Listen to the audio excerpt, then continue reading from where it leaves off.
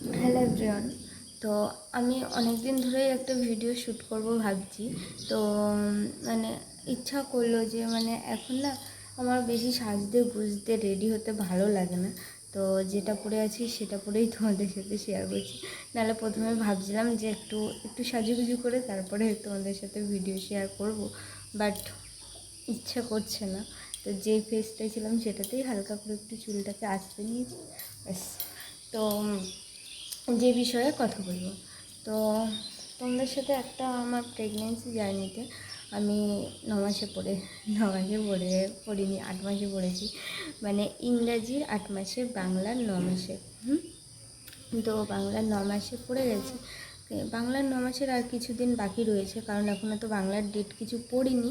But ইংরাজির আমি 8 মাসে পড়ে আজকে কত তারিখ? আজকে হচ্ছে তোমাদের 14 তারিখ, আর 23 তারিখ হচ্ছে আমার প্রেগনেন্সির ডেট। তো 23 থেকে 14 তারিখ মানে ওদিকে হচ্ছে 7 দিন, আর এদিকে 14 দিন। তাহলে কত হচ্ছে?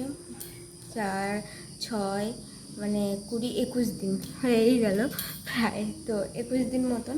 তা এটা আমার প্রেগনেন্সিটা 8 মাস চলছে। তো কিছুদিন আগে তোমাদের সাথে শেয়ার করেছিলাম আমার ভুবনেশ্বর গেছিলাম আমি কিছু একটা রিজনের জন্য। তখন হয়তো বলিনি কি হয়েছে না হয়েছে, ভিডিও তো তোমাদের সাথে পোস্ট করেছি, বাট রিজনটা বলিনি যে কিসের জন্য গেছি না গেছি হচ্ছে সেই সবের জন্য। তো প্রথম কথা হচ্ছে যে আমার যে বেবিটা আছে, তো তার একটু প্রবলেম দেখা দিয়েছিল।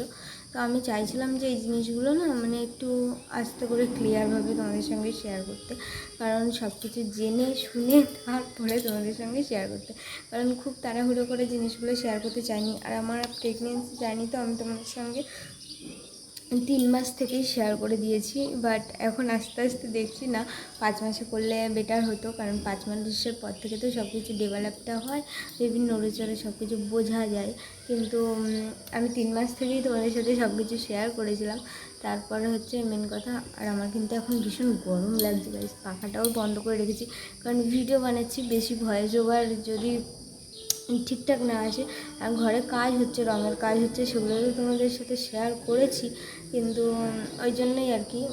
তো আওয়াজগুলো আসতে পারে, মিস্ত্রিরা রয়েছে। তো যত তাড়াতাড়ি হয় আমি তোমাদের সাথে ভিডিওটা করে আমি আপলোড করে দেবো, মানে আজকেই আপলোডটা করব এডিট করে। তো যেটা বলছিলাম, আমি ভুবনেশ্বর গেছি।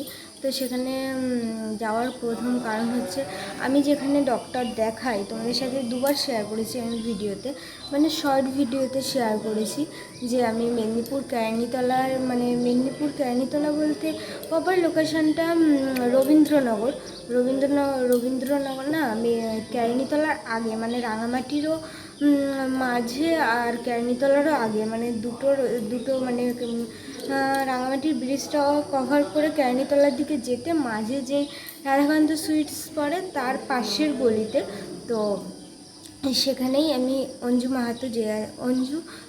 মাহাতো ঘোষ, তো তাকেই আমি একটু ডক্টর দেখাই। তো অনেকেই দেখাই যারা মেদিনীপুরের এলাকার মধ্যে থাকে, তারা হয়তো ম্যামকে চিনবে। তো পার্সোনালি আমার কিন্তু খুব ভালো লেগেছে, আর ওনাকেই আমি প্রথম থেকেই দেখিয়ে আসছি আর এখনও পর্যন্ত দেখাচ্ছি। তো ম্যাম যখন আমাকে সেকেন্ড টাইম যখন রিপোর্ট করতে দেয়, মানে 5 মান্থের যখন রিপোর্টটা করতে দেয়, তো সেখানে সেখানে আমার বেবির কিডনিতে একটা কিডনিতে একটু প্রবলেম দেখা দেয়, মানে একটু জল জমার মতন প্রবলেম দেখা দেয়, মানে সেই রিপোর্টটাতে। এবার রিপোর্টটা আমি না করিয়েছিলাম স্পন্দন থেকে, জিনিসটা ভুল না। তো প্রথম যেদিন আমি স্পন্দনে রিপোর্ট করতে যাই, প্রথমে না আমাকে দুবার রিপোর্ট করানো হয়। একবার যখন রিপোর্ট করায় তখন বলে যে ঠিক আছে, কোনো প্রবলেম নেই, তুমি আর দুবার একটু হাঁটাচলা করো আর একটু জল খাও, তারপরে আবার আমি তোমাকে ডাকছি। তো ঠিক আছে, তো যাই, আমি হাঁটাচলা করি, জল খাই, খেয়ে আবার যাই, কিন্তু ওরা তো ডাকেই না। তারপর নিজে থেকে আমি যখন জিজ্ঞাসা করি যে ডক্টর এখন আসবো কি আসবো না, রিপোর্ট করার সময় হয়েছে কি হয়নি, প্রায় আধা ঘন্টা 1 ঘন্টা পর তারপর ডক্টর বললো যে হ্যাঁ চলে আসো। তারপর যাই যখন, তখন রিপোর্টটা করাই, তখন আবার বলে যে তুমি আর একটু হাঁটাচলা করো আর পারলে কিছু খেয়ে আসো। এবার ঠিক আছে, আমি কিছু খেয়ে দিয়ে পেট ভরা কিছু এখানে ভাত খেয়ে গেছিলাম। এবার ভাত খেয়ে গেলে তো পেট তো ভরাই থাকে, তাও বাইরে দিয়ে টুকিটাকি কিছু খেয়ে তারপরে আমি আবার হাঁটাচলা করে জল খেয়ে বাথরুম করে তারপরে আবার রিপোর্টের ওখানে গেছি। তো রিপোর্টে যখন দিয়েছে, রিপোর্ট তো সেদিন দিয়ে দেয়, কিন্তু মানে পরে সেদিন বলতে কতক্ষণ সময় নেয়। তো সময় নিয়ে তারপর যখন দিয়েছে, তারপরে আমি যখন সেই রিপোর্টটা বর্মশের কাছ থেকে ফেরার সময় নিয়ে অঞ্জু ম্যামকে দেখাতে গেছে। তো অঞ্জু ম্যামকে দেখানোর পর ম্যাম বলছে রিপোর্টে এরকম গন্ডগোল আছে। এবার ও তো শুনে সেখানেই ওর অবস্থা খারাপ, যে বেবির এই সমস্যা। বেবির সমস্যা বলতে কি, কিডনির যে সাইডে যে নল থাকে, তো সেখানে না একটু জল জমেছে, তো সেটাই হচ্ছে প্রবলেমটা। কিন্তু তখন তখন ম্যাম বলছিল আর কি যে একটা কিডনিতে জল জমার একটা ব্যাপার আছে। ম্যাম না আমাকে একটা রেফারেন্স বলে না, সেই রেফারেন্সের একটা ডক্টরকে আমাকে বলেছিল যে এখানে গিয়ে দেখাও। তো সেটা হচ্ছে আমাদের কলকাতা কালীঘাটে ফেটাল মেডিকেল। তো সেখানে গেছিলাম, সেখানে তো পরে যাওয়া হয়েছে। তো আমরা ভাবলাম যে সেখানে যেতে হবে। এবার সেখানে তো আর আমাদের এখন যে অবস্থা, সে অবস্থা একটু টাকা পয়সারও একটু কিছু অসুবিধা ছিল। তাই জন্য ভাবছি যে যেই টাকাটা ওখানে যেতে খরচ হবে, সেই টাকাটা ভুবনেশ্বর যেতেও খরচা হবে। তাহলে আমি যদি ভুবনেশ্বর গিয়ে ভালো ডক্টর পাই, তাহলে সেখানেই আমি দেখাবো। তো সেই ভেবে আমরা ভুবনেশ্বর যাই। কিন্তু সেখানে গিয়ে কী হয় যে মানে যেই কারণে যাওয়ার, সেখানে ডক্টর বসে হচ্ছে তোমার একদিন, মানে শুধু মঙ্গলবারই ডক্টর বসে। কিন্তু আমরা যাই হচ্ছে সোমবার না রবিবার যেন যাই। এবার গিয়ে যদি না সোমবার না, বৃহস্পতিবার দিন যাই। বৃহস্পতিবার দিন যেয়ে আমরা দুদিন থাকি, মানে দুদিন সেখানে থাকি। সেখানে থেকে ডক্টরও দেখাই, এটা সেটা করি, কিন্তু করে কোনো লাভ হয় না, বেকার ঘুরে চলে আসা হয়। এবার অনেকে গেছিলো আমাদের সঙ্গে, তাদেরও কোনো লাভ হয় না, তো বেকার ঘুরে আসা হয়। তারপরে এখানে এসে আমরা অঞ্জু ম্যামের সাথে করি যে যখন ঘুরে আবার আসা হয়েছে, তাহলে মঙ্গলবার দিন যেদিন হবে সেদিন যাই। দুদিন দেখেছি, মানে বৃহস্পতিবার দিন গেছি, শুক্রবার দিন, শনিবার দিন। তারপরে আমি যদি থাকতে যেতাম তাহলে আমাকে আরও বেশি থাকতে হতো। তো সেই জন্য ভাবলাম যে না, মানে আর থাকবো না, যত থাকবো ততক্ষণ একটা টাকা পয়সার ব্যাপার থাকে। তো ভাবলাম যে অতটা দূরে ঠিক আছে, চলে যাই, মঙ্গলবার দিন আবার আসবো। তারপরে এখানে এসে আমরা না ম্যামকে দেখাই। ম্যামকে দেখানোর পরে একটু নয়েজের প্রবলেম হতে পারে। তো ম্যামকে দেখানোর পরে না সেই সময়টা ভোট চলছিল। এবার যখন ভোট চলছে তখন না প্রবলেম হয়। ভোটের সময় তো অঞ্জু ম্যামের এটা বন্ধ ছিল। এবার তখন মানে তার যেই সেক্রেটারি যে থাকে আর কি, তাকে বলা হয়েছে যে মানে সেও ছিল না। তারপর এমার্জেন্সি যে ম্যামের যে নাম্বারটা থাকে, সেখানে কল করে ম্যামকে জানানো হয় যে এরকম। ম্যাম বলে আমি তো রিপোর্ট দেখতে, মানে কি প্রবলেম হয়েছে এত পেশেন্ট, মানে আমি তো বুঝতে পারবো না। তুমি এক কাজ করো, এখানে মানে পরের দিন আর কি দেবে, আসো। এবার তারপর সেদিন তো ভোটের দিন, মানে সব কিছু বন্ধ থাকলেও আমাদের এখানে হাসপাতালটা খুলেছিল, মেদিনীপুরের যে মেডিকেল হাসপাতাল। তো মেডিকেল হাসপাতালে যাই আর কি। সেখানে গিয়ে হচ্ছে আমরা একে দেখাই। মানে আমি বৃহস্পতিবার করে বৃহস্পতিবার করে বর্মশাইয়ের ছুটি থাকে, তো ওই কারণে আর কি বৃহস্পতিবার করেই এখানে সেখানে যাওয়া হয়। এবার আমি যখন ফার্স্ট হাসপাতালে কাট করতে যাই, তোমাদের সাথে শেয়ার করেছিলাম, তো সেইখানে যে আমাকে দেখেছিল প্রথম, তো সেই আমাকে দেখে আসছে, কারণ বৃহস্পতিবার করে গেলেই উনি বসে। তো ওই ম্যামটাকে দেখালাম, রিপোর্ট সব কিছু। কিন্তু ম্যামটা না মানে এমন করে বললো যে মানে তোমার বেবির যদি এই জিনিসটা নিয়ে যদি ভাবনা চিন্তা না করো, বা যত লেট করবা তত জিনিসটা কিন্তু বড় এখানে খারাপের দিকে যাবে। তারপর আমরা এমন কিছু, মানে যখন এরকমটা বললো, তখন মানে ম্যামটা বললো যে পারলে তোমরা আজকালের মধ্যেই চলে যাও, মানে তোমাকে যেখানে রেফার করা হয়েছিল সেখানেই চলে যাও, কারণ মঙ্গলবার আসার অনেক দেরি আছে। পারলে আজকের মধ্যে বা কালকের মধ্যেই তোমরা চলে যাও, সেখানে গিয়ে ডক্টর দেখাও, কি বলে না বলে দেখো। এবার সেটা তো শুনে রাস্তার মধ্যে পুরো আস্তে আস্তে অনেক কান্নাকাটি হয়েছে, এটা সেটা। তো বর্মশাইও বলছিল যে এতটা ভেঙে পড়ার দরকার নেই, আগে যাই সেখানে গিয়ে দেখি কি হয়েছে না হয়েছে। তো সেখানে গিয়ে যেতে গাইস আমরা পুরো অবাক, কারণ আমরা যেই প্রবলেমটা নিয়ে গেছি, এর থেকেও বড় বড় প্রবলেম নিয়ে সেখানে কত পেশেন্ট। এবার আমরা ভাবছি যে এই জিনিসটা, মানে পরে জানতে পারলাম যে এর থেকেও বড় বড় প্রবলেম নিয়ে সেখানে সবাই কতটা মানে প্রেশার নিয়ে আর কি আছে মানুষরা। তো আমার তো ছোট্ট একটুখানি, তো যাই হোক প্রথমে তো সেটা ভাবিনি যে ছোটো একটুখানি, তখন ভেবেছি যে না যাই হোক কোনো তো একটা প্রবলেম যখন দেখা দিয়েছে তাহলে তো আমাকে ভালো করে সব কিছু করতেই হবে।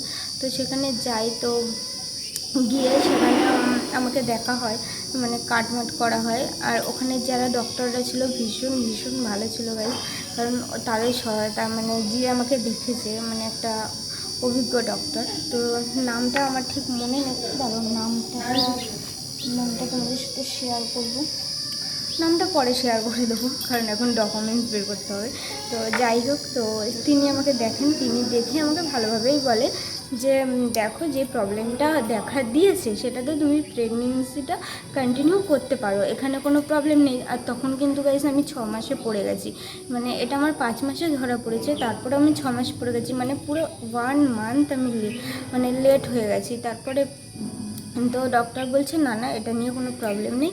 আর 6 মাস মানে তখন বেবি কিন্তু ভালোই ডেভেলপ করা শুরু করে দিয়েছে, মানে তখন তুমি বেবিকে কিছু করতেও পারবে না, এমন একটা সিচুয়েশন চলে গেছিলাম তখন। মানে সেই সময়টা না ভীষণ ভীষণ খারাপ ছিল। তো ডক্টর আমাকে বললো যে তুমি প্রেগনেন্সি কন্টিনিউ করতে পারো, এখানে কোনো প্রবলেম হবে না। এটাতে আমি তখন জিজ্ঞেস করলাম যে ভবিষ্যতে যদি ওর কোনো প্রবলেম হয়, মানে হবার পরে, তো ডক্টর বললো না না কোনো প্রবলেম হবে না। এই জিনিসগুলো সাধারণত মানে 90%-এর মধ্যে 2% মানুষের হয়, মানে খুব কমই হয়, বাট তাই আমার হয়েছে আর কি। তো বলছে, তারপর ডক্টর বললো কপালে থাকলে হবে আর কি। যাই হোক তোমার হয়েছে, কিন্তু এটা নিয়ে টেনশন করার কোনো কারণ নেই, এটা ঠিক আছে, হতেই পারে। প্রথমে ভাবছিলাম যে জল খাওয়ার কম বা জল কম খাই এই কারণে হয়তো হতে পারে, কারণ কিডনির সমস্যা তো। তারপরে ডক্টর বললো না না এইসব কোনো রিজন না। তো তারপর ওখানে রিপোর্ট সব কিছু বললো ঠিক আছে, সব কিছু ভালো আছে। আমি বললাম ঠিক আছে, যখন কন্টিনিউ করতে পারবো। ডক্টরকে বলেওছি যে কোনো ওষুধ কিছু খেতে হবে কি না। তো ডক্টর বললো যে না সেরকম কোনো নেই। আর আমি বললাম তাহলে ঠিক আছে চলো, মানে ভালো ভালোই হয়ে গেলেই হলো, এটুকুই। আর তারপর থেকে রিপোর্ট এনে অঞ্জু ম্যামকেও দেখালাম। অঞ্জু ম্যামও বললো ঠিক আছে, যখন ওখানে বলে দিয়েছে প্রেগনেন্সি যখন কন্টিনিউ করতে পারবো তাহলে আর কোনো প্রবলেম নেই। কারণ প্রেগনেন্সির পুরো গাইনো ডক্টরটা তো ম্যাম, অঞ্জু ম্যাম, সে তো দেখে নিল, কিন্তু বেবির যে ফেটাল মেডিকেল যেটা আছে সেটা তো আর ম্যাম কিছু বলতে পারবে না, সেটার জন্য আলাদা আলাদা ডক্টর। তো সেই জন্য ম্যাম বলছে ডক্টর যখন বলেছে তুমি প্রেগনেন্সি যখন কন্টিনিউ করতে পারবে তাহলে আর এটা নিয়ে কোনো অসুবিধা নেই, তোমাদেরও কোনো টেনশন নিতে হবে না, ঠিক আছে। তারপর থেকে আমরা একটু রিল্যাক্স হলাম যে না চলো ঠিক আছে, আমি আমার প্রেগনেন্সিটা কন্টিনিউ করতে পারবো। তার আগে কিন্তু গাইস আমি অনেক ভয় ছিলাম, ওই 2 মাস যে কী গেছে আমাদের প্রত্যেকে, আমরা শুধু দিন রাত ভেবেছি। মানে সেই সময়টা না শুধু ঠাকুরকে ডেকে যেতাম, মানে সারা দিন, মানে যা হয়তো ভিডিও 2-3টে পোস্ট করতাম, মানে করতাম, হয়তো তোমাদের সাথে শেয়ারও করেছিলাম।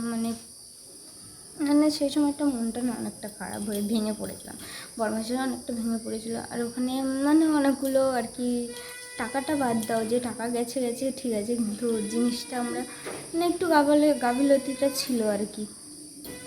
তো এখন আমার বেবি খুব সুস্থ আছে, হেলদি আছে। তো এখন রিপোর্ট হয়েছে, আবার পরে একবার রিপোর্ট করে দেখানো হয়েছে। চলো তোমাদের সাথে একটা জিনিস শেয়ার করি, আমি বেবির হার্টবিটটা শেয়ার করি। না রিপোর্ট দেখাচ্ছি না, আমি মুখেই বলছি। প্রথম যেদিন এখানে যখন আমি করি, মানে কী বলে ওটা, রিপোর্ট করি, তখন হার্টবিট কিন্তু ছিল 167। তারপরে যখন করা হয় তারপর হচ্ছে 157। আর এখন যখন করা হয়েছে কত জানো, 142 না 43-এর মতন নিয়ে এরকমই কিছু আছে। তো লাস্ট আমি রিপোর্ট করিয়েছি, ওয়েট ওদের সঙ্গে শেয়ার করি, দেখো আমার বেবির হার্ট রেট দেখাই, এখানে উল্টো দেখাচ্ছে, যাই হোক আমি মুখে বলে দিচ্ছি। তো এখানে 137, মানে 137 কমে গেছে। প্রথম ছিল 67, তারপর 57, তারপর থার্ড টাইম করা হলো, তো এখন 137, মানে অনেকটাই কমে গেছে।